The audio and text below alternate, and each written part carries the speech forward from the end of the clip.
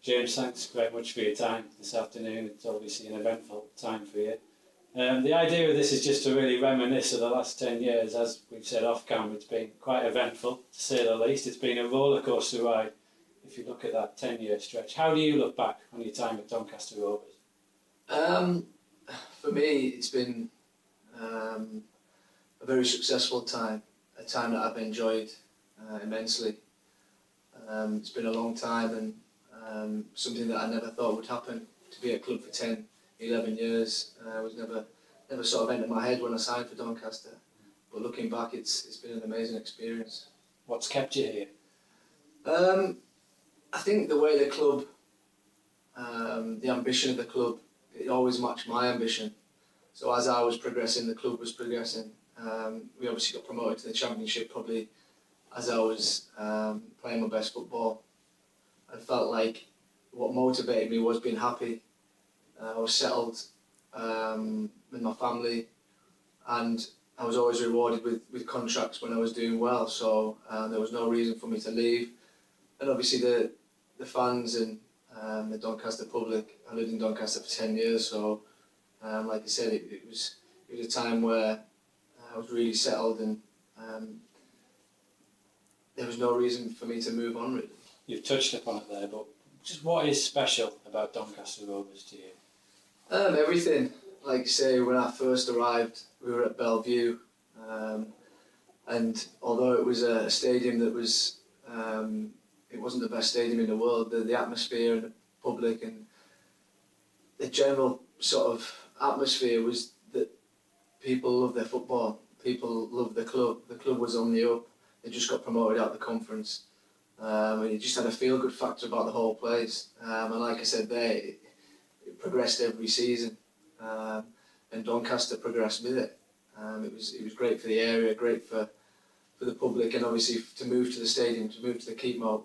I remember the first game there against Huddersfield, the atmosphere was unbelievable. So yeah, it's just, I've always felt at home here.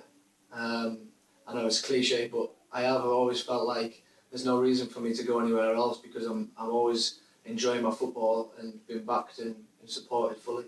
There's been ups and downs, plenty of them. You talked about fear of failure. We picked up on an interview you did for Terry on the internet, and how close you came to actually quitting the game as well.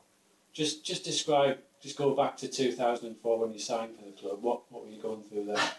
It gives me goosebumps. I don't know, it was a difficult time for me, sort of moving down to Exeter. I moved away from my family for the first time. And then Dave Penny obviously showed an interest, and for me to come back up north was a massive factor. I don't know, I was going through a difficult spell. My granddad had just died. It was hard, but met Terry and sort of transformed the way I process things, the way I thought about things. And like I said, I was sort of forever thankful for Dave Penny bringing me to Doncaster, and like I said about the fans and the support that I got. I just felt like I went from strength to strength, and my football sort of got even better. So in that respect, yeah, it was a massive, obviously, hurdle to get over. Meeting Terry changed it, but moving up north and moving to Doncaster was a big moment in my life, really. So it was maybe a low light at the start, but the obvious highlight is Wembley. Would I be right? Without a doubt, I think. Yeah, I think that season we were sort of probably where we are now in the table, and then we put a great run together and sort of missed out on automatic promotion, which put us in the playoffs. And then obviously to score the hat-trick against Southend was without a doubt one of the best moments of my life, I'd say. Just purely on the atmosphere, the support. Like I said, it was so powerful. And then to go to Wembley and play Leeds United, obviously with the history they've got, and obviously I know the rivalry between Doncaster and Leeds, and a lot of Leeds fans in Doncaster, so it was always nice to play them in the final. And then I think to beat them was amazing. I think to get promoted to the Championship and put one over your rivals, there's no better feeling really. And the man in charge then, Sean O'Driscoll, I know you hold him in very high esteem. What did he do for you, James? Again, sort of transformed my career to a different level. On and off the pitch, I think anybody who's met Sean, anybody who's worked with Sean will probably say the same. He's very meticulous in what he does, and he sort of thrives on discipline, being disciplined, and you can't not be disciplined off the pitch, and you sort of take it onto the pitch.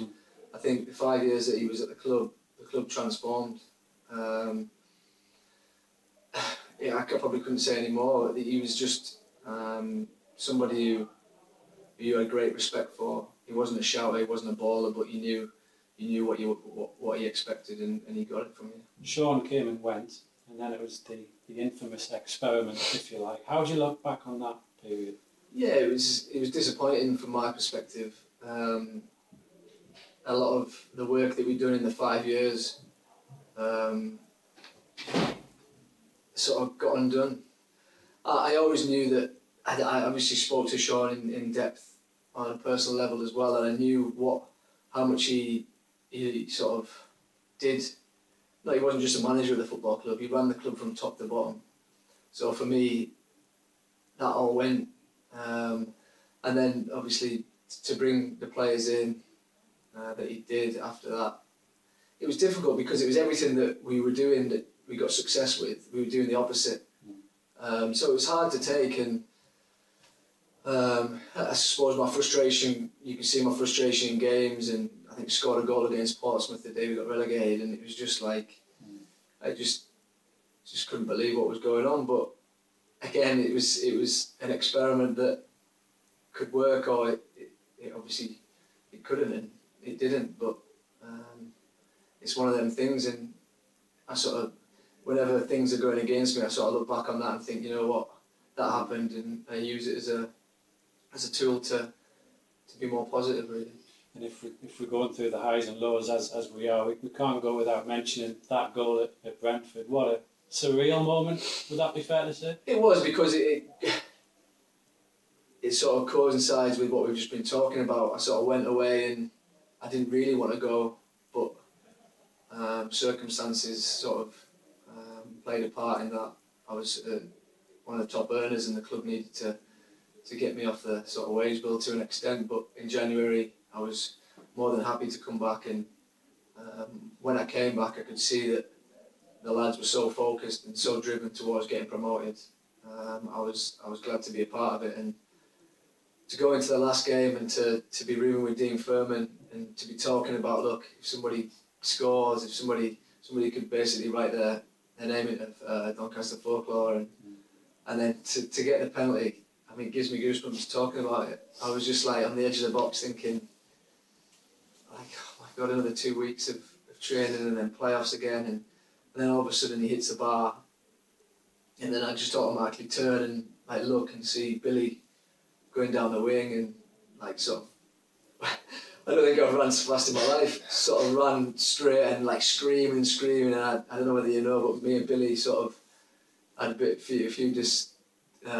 few arguments in training about passing the ball, and I'm thinking he's never passing it to me, and then he squares the ball, and like you say, a surreal moment, sort of take a touch and put it in, and that feeling, I don't suppose you would get that feeling again. It was an amazing experience, and something that every time I look at it, it makes me feel good.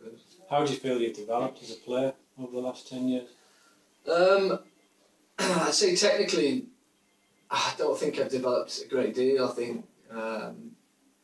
think I've always sort of been technically good. That was never a downfall of mine. But sort of mentally, there's no comparison to the person that signed to the person who's sat here now.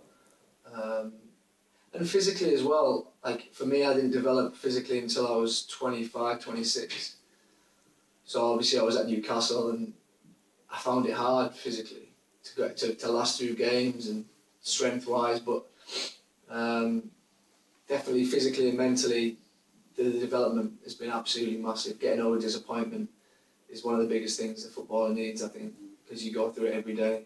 every day in training. If you're injured, if you're not playing, if you miss a chance, it's all about how you deal with it, and something that I've managed to deal with really well over the last 8-9 years. I mean, you talked about your development there. Can you do a Ryan Giggs and play on until you're 40? Is that the plan? No doubt. Like I just said there, I've played every game this season bar one, and I feel as fit and as strong as I've ever felt. I know I keep saying that, but people think I must be trying to get another contract or something, but I genuinely do, and it's down to hard work every morning, stretching and doing a lot of work, so that I'm not feeling stiff, so I can recover really well, working with the physio, and genuinely just trying to play as long as I can. I love playing football. I've always loved playing football, and that's why I do it, really. Fast forward another 10 years, if you can. Where do you see yourself and Doncaster Rovers? I like to think I was still involved in football and still involved with Doncaster. I mean, to be at a club for that long, you can't just walk away, I don't think.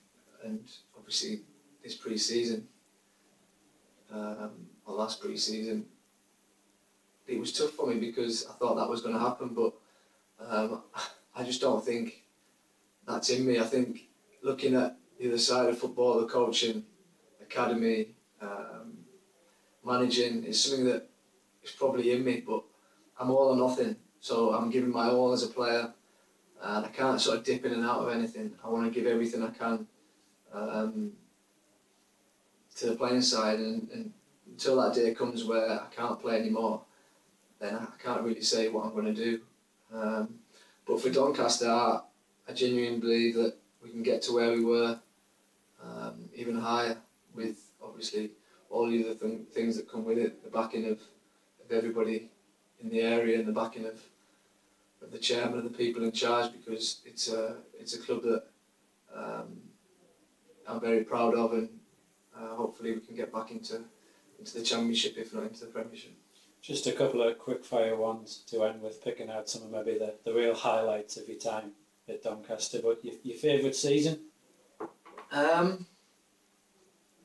think my favourite season would have to be the season we got promoted, when we won at Wembley. Again, so many highs and lows to go to Cheltenham, having to win to get automatic promotion with Nottingham Forest third, and then obviously getting beat, and then going into the playoffs, but then scoring a hat-trick and going to Wembley against Leeds and beating them. I don't think I'll get a better season. Not many people would. So yeah, that's got to be my best. Most memorable match we've probably covered that.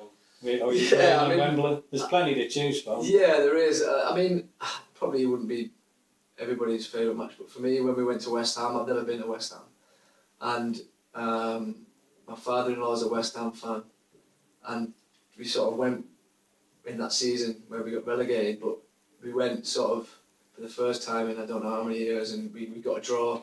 I scored the goal, obviously, and that was just, the travelling support was amazing. To go over after the game and singing my name, I mean, it sticks with me now. And like you say, there's so many, I don't want to keep going over the same ones, so I'll try and the Johnson Paint Trophy final, of course, that set it all off for me. It sort of created that hunger and look, this is amazing, what a feeling this is to win this and to perform at this level. And then I think everybody who was part of it, we went on the next season and got promoted, so yeah, that one as well. Favourite goal, would it happen to be against Southend? I don't know, I think obviously the 3 goals against Southend were good. I scored a hat-trick against Norwich in the Championship, and the first one against John Ruddy was as good a strike as I've ever had. But I think the Brentford goal for me, just because it was a tap-in, I don't score many tap-ins, and sort of basically what it meant, we go up as champions, and in the 94th minute, whatever it was just when the Doncaster end, it's just an amazing goal. Couple more, but the best player you've played alongside at Doncaster? That's Sean McCabe laughing in the background. No, I think I played with some amazing players. Amazing in the way that they've developed as well. But obviously, we're not at Man United, we're not at Man City, but players have come to Doncaster and developed. Like under Sean especially, we saw a lot of loan players come in and do really well, and a lot of people come in and get moved.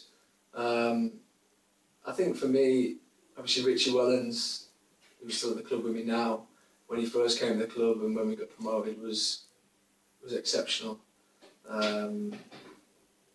Really sharp, obviously coming probably a year too late for us in terms of where we were. We were probably missing him. If he'd have come a year earlier, I think we'd have got potentially had a chance of getting promoted. Just how infectious he was in terms of off the pitch as well. He just loved football. He sort of so enthusiastic that you couldn't not want to be part of what he was doing. So yeah, them two stick out. But like I said, there was that many that sort of played a part in how successful we were. Neil Sullivan as well. For me, the ultimate professional. Yeah. As a goalkeeper, he had a fantastic career before he came to Doncaster, but won the Johnson's Paint Trophy final, and to see how much it meant to him in that final was just unbelievable. Like, somebody who played in the Premier League week in, week out, to play in League One and win something like that, it was a testament to him, and obviously to get promoted as well was a massive achievement for him. And every day he'd be in the gym doing extra just to get fit at 42, 43, and yeah, it's something that I want to emulate and look at him and think, you know what, it's great to try and get there. And just to finish, the best bit of advice you could give to young kids, or maybe at the club, or just young kids starting out in general? Yeah, I think young kids in general, I think to believe. I mean, there's a lot of people that will tell you that you can't do this and you can't do that and you're not good enough to do this, but if you have self-belief, which I've always had, it's a little bit different to confidence, but if you have self-belief and believe in yourself, you can achieve basically anything that's humanly possible, I think. And as footballers trying out, I think it's important not to get caught up in trying to do what everybody else does. Don't give in to peer pressure.